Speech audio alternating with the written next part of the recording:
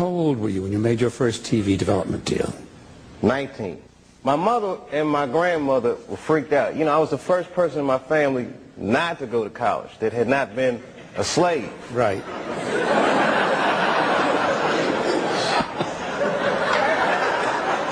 So I was really breaking from tradition, and it was like a graduation lunch we were having, and they had my dad come and talk to me, and my dad takes me outside, and he's like, listen, and this is some advice that applies to all you acting students.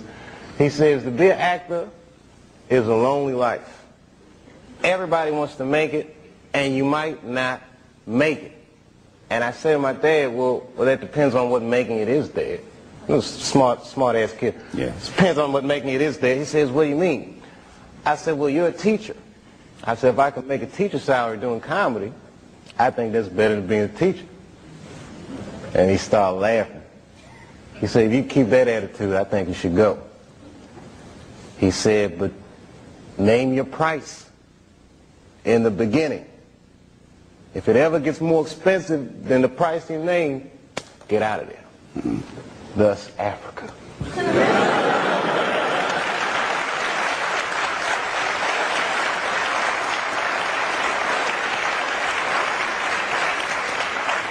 Oh, man.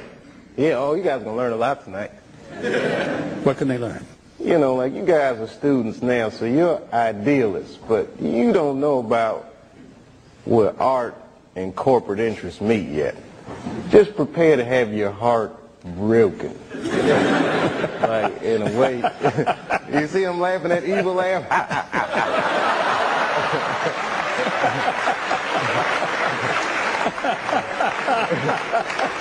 Because he knows, man, and everybody laughs at me, but just get your Africa tickets ready, baby, because it's coming. It's coming. You have no idea. When Martin Lawrence was in that chair, we talked about Blue Streak. I love that dude. He played a role in your life, I believe. How do you feel about him as a person, as an artist? Martin Lawrence is the guy that showed everybody you can make it from D.C. to Hollywood.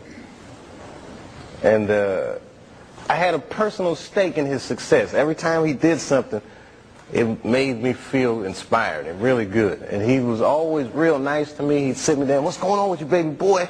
What? We'd talk about comedy, whatever.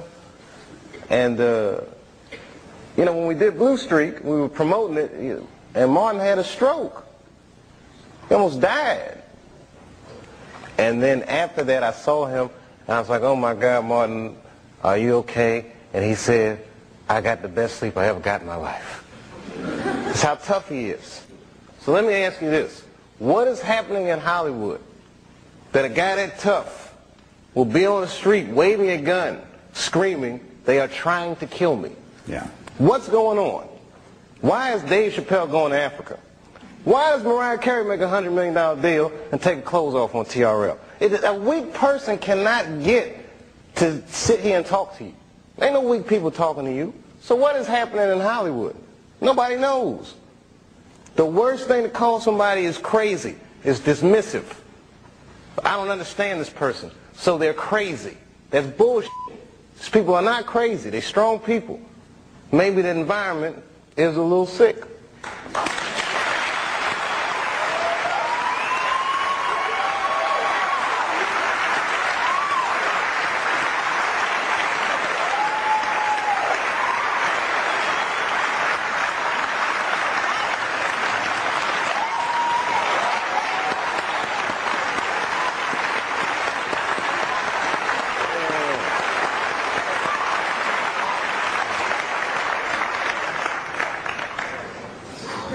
Oh, I'm dropping dimes tonight.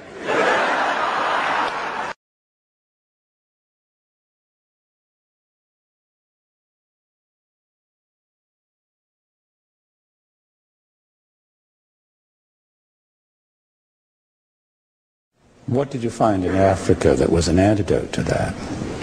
In Africa? Well, a lot of things. First of all, I'm a Muslim.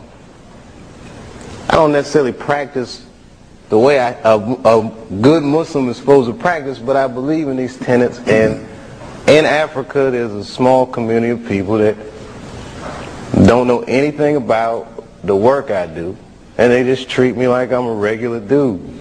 So I knew that in Africa I'd have a place to sleep and that I wouldn't have to feel strange. And, you know, when they would call me crackhead and all these things in the country where I'm from, in Africa, they didn't know anything. They was feeding me and taking care of me and taking me to the mall and just regular stuff.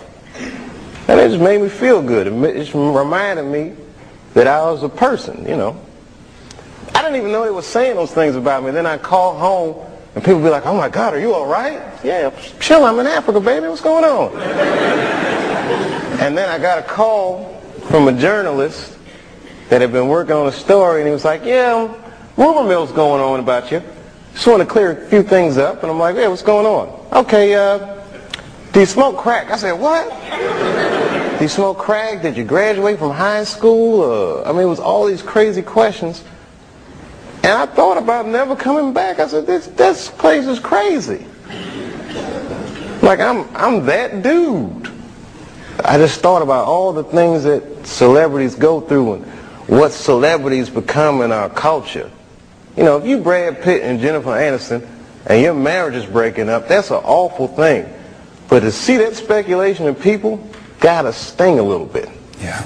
Yeah. And then I realized, oh my God, I'm one of those people. That's a small club, man. That's a weird place to be. Ain't really no going back. You can't get unfamous. You can get infamous. Right. But you can't get unfamous. Right. So I got scared. I'm not gonna lie, y'all, I was scared to death.